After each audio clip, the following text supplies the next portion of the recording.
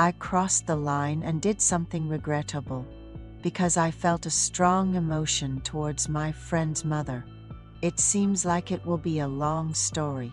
I was born and raised in the countryside.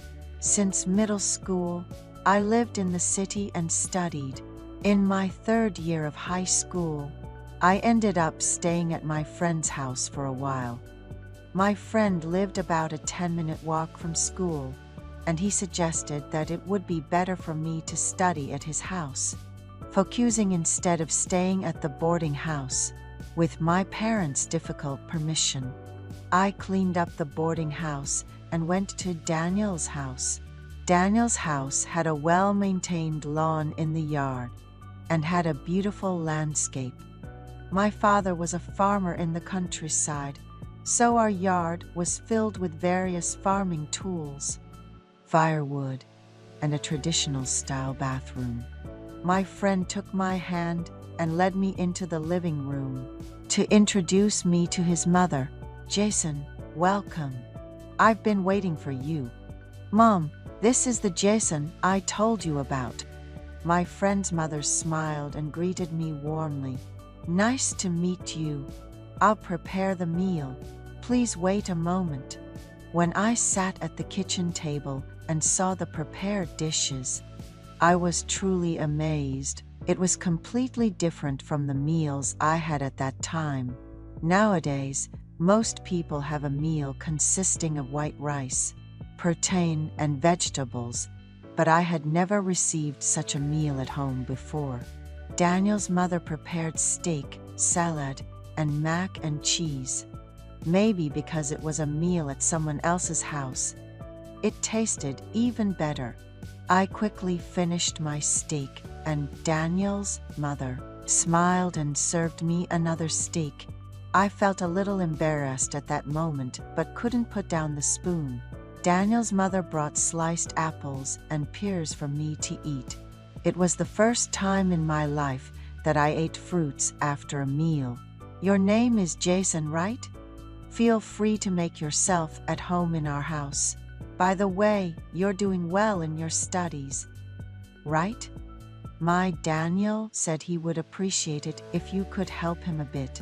She said it so beautifully, with elegance and grace flowing from her entire body. Daniel said, "Mom, Jason has never missed being the top student in our class." "Wow, that's really impressive. I wish our Daniel resembled only half of Jason from our class. If we just put an extra set of utensils when we have a meal, it won't be a burden, so feel free to think of it as your own home and make yourself comfortable," she said with a smile. I put down my empty bowl on the sink, saying that I ate well. Daniel's mother said, "You're not only good at studying, but also growing up with such good manners. Your parents must be really wonderful." In fact, when Daniel mentioned your story, he said that it would be better for you to study quietly at our house, rather than staying at the boarding house, so I allowed you to stay, she said. Daniel took my hand and led me to his room. In the spacious room, there were 2 desks side by side. He said that he bought another desk when he decided to come with me. I couldn't help but be surprised. Daniel's mother said she was going out now and introduced me to Daniel's younger brother. He had round eyes and looked very cute. He greeted me with a smile, saying, "Hello, brother. I heard about you. Welcome to our house." Daniel's family is very cheerful and stable. Our house has a quiet father, a silent stepmother, and a cold older brother. I've never had a chance to open up and talk about various things at home, and even though we're a family, I've never felt warmth. But Daniel's family atmosphere was very different. Their house was not only affluent, but also filled with love. When I asked permission to stay at Daniel's house, my father opposed, saying he didn't want to cause trouble at someone else's house. But for the first time in a long time, my older brother spoke up and said, "It would be nice to create an environment where you can study well." My father, a farmer, said he would send me the rice I ate, saying he couldn't afford it.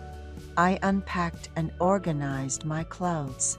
Daniel opened the closet door and said, "Hang your clothes here." But to be honest, I didn't have many clothes worth hanging. Daniel's closet was filled with stylish and high-end clothes. Living at Daniel's house, I was able to attend school comfortably. However, I couldn't see Daniel's father anywhere, so I asked where he was. Daniel said he was a captain of a foreign ship. He said it had been so long since he had seen his father that he couldn't even remember. At that moment, Daniel's mother didn't have a bright expression either. Despite being financially affluent, it seemed difficult for her to raise two sons without a husband.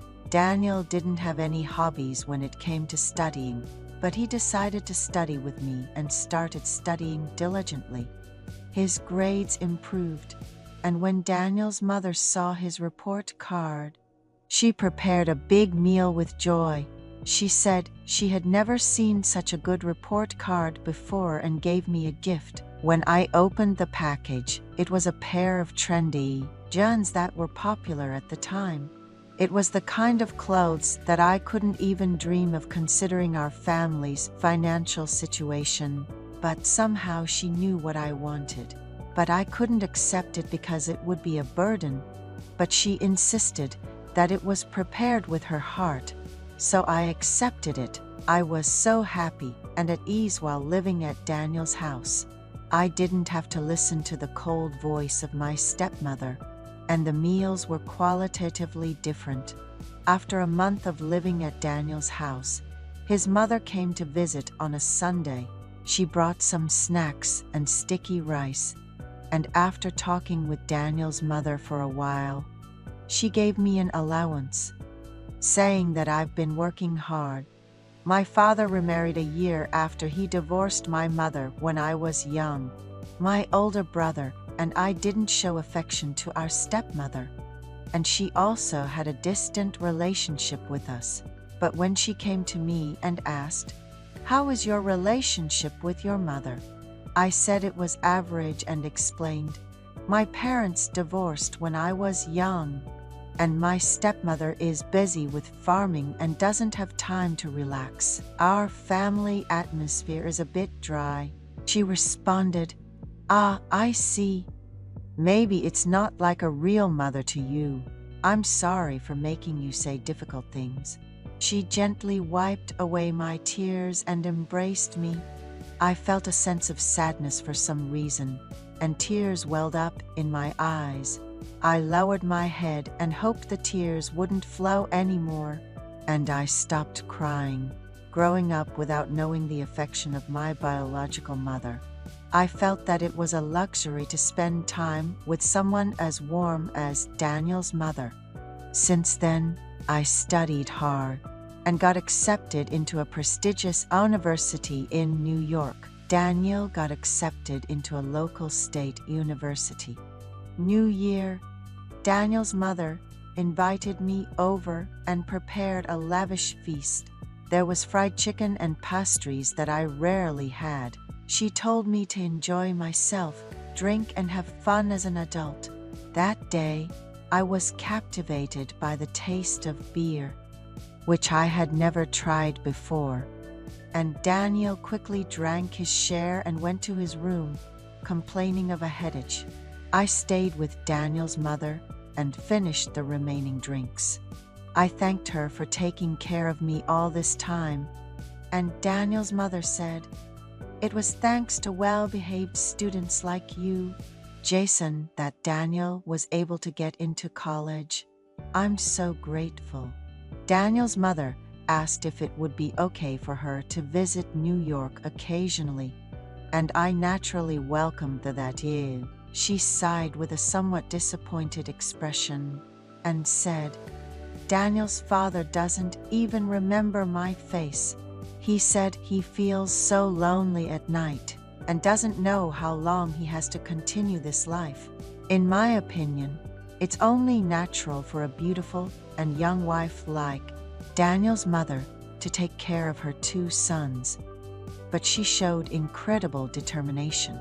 With her beauty and wealth, I couldn't help but wonder if she ever thought of another man.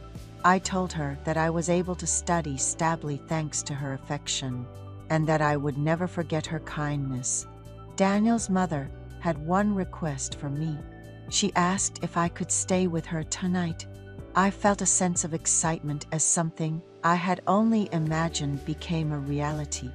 So I confidently said, yes. We held hands and went into the bedroom, feeling shy, but she patiently guided me. Daniel's mother said it was her first time since she had a relationship with Daniel's father a year ago, and she said she would never forget this feeling until she died. That's how our secret relationship began, and I started my life in New York. Campus life was so romantic in my early 20s. Daniel's mother occasionally came to New York. She used the excuse of visiting her hometown to go out on dates with me and share unfinished stories in my studio apartment. Our love continued until my wedding day. I dressed up nicely and held hands with Daniel's mother, exchanging a secret glance with her. Time flies, and I am now in my 60s. I recently watched a good video on YouTube that mentioned 3 characteristics of women that men never forget. First, a woman who understands and empathizes. Second, a woman who compliments. And third, a woman who radiates positivity and brightness. As the snow falls from the sky, my heart becomes warm. Now I think of Daniel's mother, who has become a star in the sky. They say a man never forgets his first love, so tonight, although I feel sorry for my wife, I will spend some time thinking about the bright and warm Daniel's mother